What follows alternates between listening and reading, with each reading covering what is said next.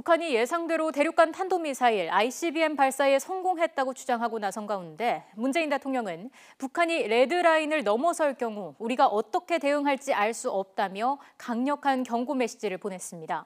청와대는 북한의 미사일이 ICBM일 경우 북한에 대한 제재나 압박이 강화될 수 있다고 밝혔습니다. 취재기자 연결합니다. 임성호 기자. 네, 청와대 춘추관입니다. 네, 문재인 대통령이 캐머런 전 영국 총리를 만나서 중요한 언급을 했다고요.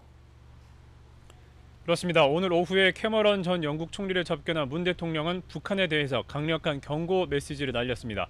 문 대통령은 오늘도 북한이 미사일을 발사했다며 한미 정상이 합의한 평화 구상에 북한이 호응하지 않고 레드라인을 넘는다면 한미가 어떻게 대응할지 알 수 없을 것이라고 말했습니다.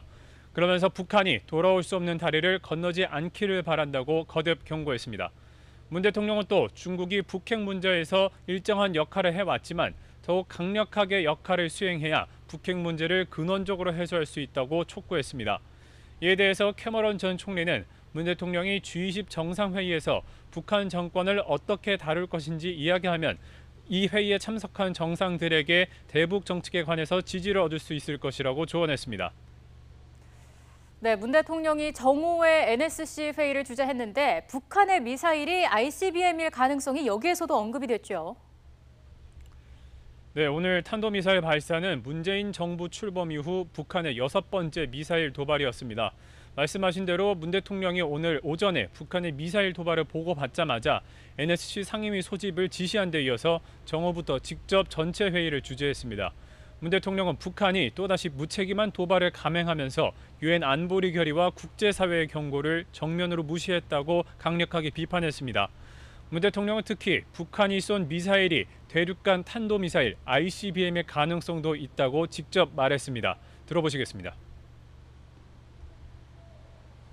근본 도발이 중장거리 미사일로 추정하고 있으나 ICBM급 미사일 가능성도 염두에 두고 정밀 분석 중입니다.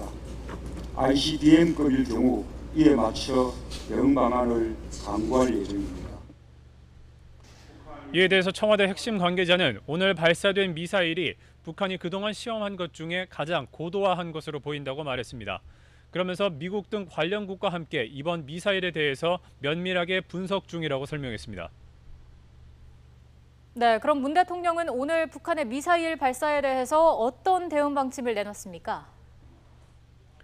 네, 문 대통령은 한미 양국의 견고한 연합 방위 태세와 대북 공조로 북한의 미사일 도발에 단호히 대응하겠다고 강조했습니다. 또 내일부터 시작되는 독일 방문과 G20 정상회의에서 북핵 문제에 대해서 거론하고 국제사회와 공조를 강화하겠다고 밝혔습니다. 정부 부처에 대한 지시도 빼놓지 않았습니다. 우선 미국 등 우방국과 공조해서 북한의 미사일 도발에 대한 유엔 안보리 추가 조치를 요구하고 군의 대북 대응 태세도 점검하라고 지시했습니다. 청와대는 북한이 발사한 미사일이 ICBM으로 확인된다면 대북 제재와 압박의 강도가 훨씬 더 거세질 것으로 본다고 설명했습니다. 지금까지 청와대 춘추관에서 YTN 임성호입니다.